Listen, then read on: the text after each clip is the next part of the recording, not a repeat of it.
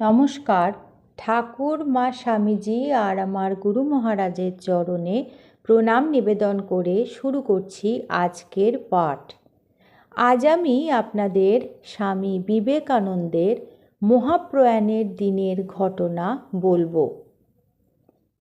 আমি এখন সেই পূর্বের বালক বই আর কেউ নই, যে দক্ষিণেশ্বরে পঞ্চবটির তলায় শ্রীরামকৃষ্ণদেবের বাণী অবাক হয়ে শুনত আর বিভোর হয়ে যেত।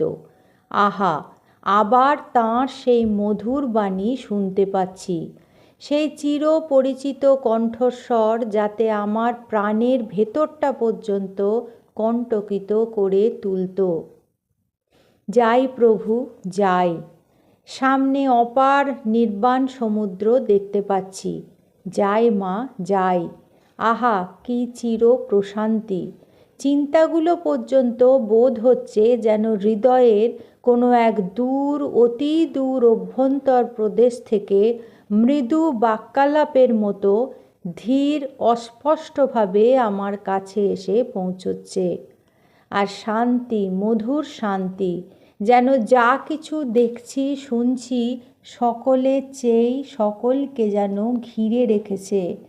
ওই আবার সেই আহ্বান, যাই প্রভু, যাই। 1901 খ্রিস্টাব্দের মার্চ মাসে স্বামীজি পূর্ববঙ্গের ঢাকা শহরে গমন করেন।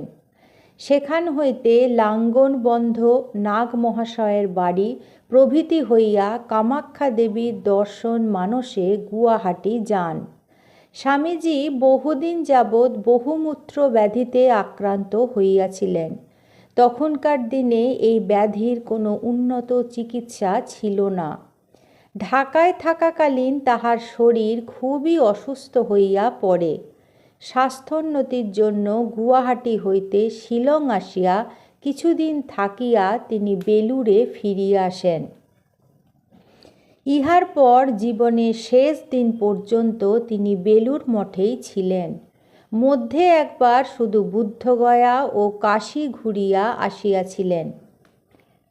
এই সময় দর্শনার্থীরা ও মঠের সাধু ব্রহ্মচারীগণ স্বামীজির সহিত সদালাপ করিবার প্রচুর অবকাশ পাইতেন।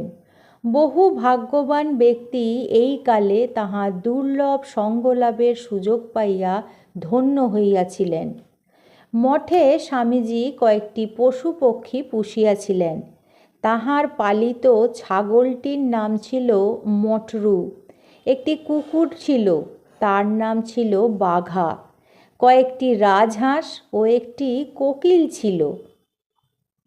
এইসব লইয়া অবসর যাপন করিয়া তিনি বেশ আনন্দ লাভ করিতেন। কখনো বা বাগানে যাইয়া কাজকর্ম দেখিতেন। যেসব সাঁওতাল কুলিরা বাগানে কাজ করত, তিনি তাহাদের অন্তরঙ্গ বন্ধু হইয়া গিয়াছিলেন। তাহাদের দেশের সংসারের সব খুঁটিনাটি খবর জিজ্ঞাসা করিয়া জানিয়া লইতেন। একদিন ভালো ভালো খাবার প্রস্তুত করিয়া পরিপাটি করিয়া তাহাদের খাওয়াইলেন।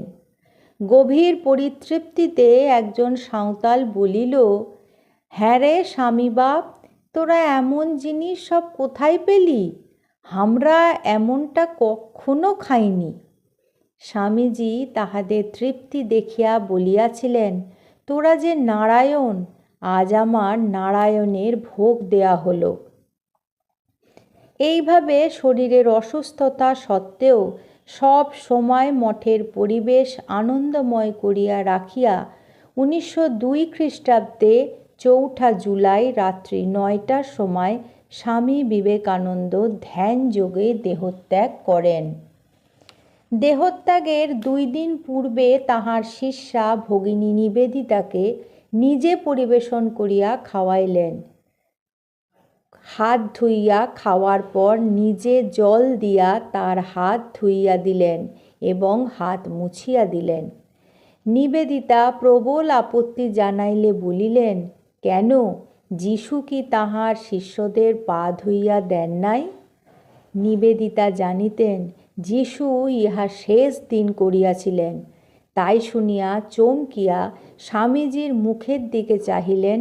বাক্য রুদ্ধ হইল। দেহত্যাগের দিন সকালে চা পানের পর ঠাকুর ঘরে প্রবেশ করিলেন স্বামীজি। ঘরের সব দরজা জানলা বন্ধ করিয়া দিয়া 8টা হইতে 11টা পর্যন্ত গভীর ধ্যানে মগ্ন রহিলেন। ধ্যানান্তে একখানি শ্যামা সঙ্গীত গাইয়া নিচে নামিয়া আসিলেন। মঠের ঠাকুর ঘর তখন একটি দোতলা বাড়ির উপর তলায় ছিল। নিচে নামিয়া মঠের প্রাঙ্গণে পায়চারি করিবার সময় আপন মনে নিম্ন স্বরে বলিতে লাগিলেন, আর একটা বিবেকানন্দ থাকলে বুঝতে পারত এই বিবেকানন্দ কি করে গেল। স্বামী প্রেমানন্দ নিকটেই ছিলেন, তিনি কথাগুলো শুনতে পান। এই দিন তাহাকে অন্য দিন অপেক্ষা অনেক বেশি সুস্থ দেখাইতেছিল। দুপুরে আহারের পর বিশ্রামান্তে মঠের ব্রহ্মচারীদের লইয়া সংস্কৃত ব্যাকরণের ক্লাস করিলেন। বিকেলে মঠ হইতে বাহির হইয়া স্বামী প্রেমানন্দের সঙ্গে অনেকখানি বেড়াইয়া আসিলেন। সন্ধ্যা 7টার সময় নিজের ঘরে যাইয়া গভীর ধ্যানে ডুবিয়া গেলেন। সেই সময় তাহার নির্দেশে ঘরে কেহই ছিল না। 8টার সময় সেবককে ডাকিয়া মাথায় বাতাস করিতে বলিলেন এবং জপের মালা হাতে লইয়া শুইয়া পড়িলেন।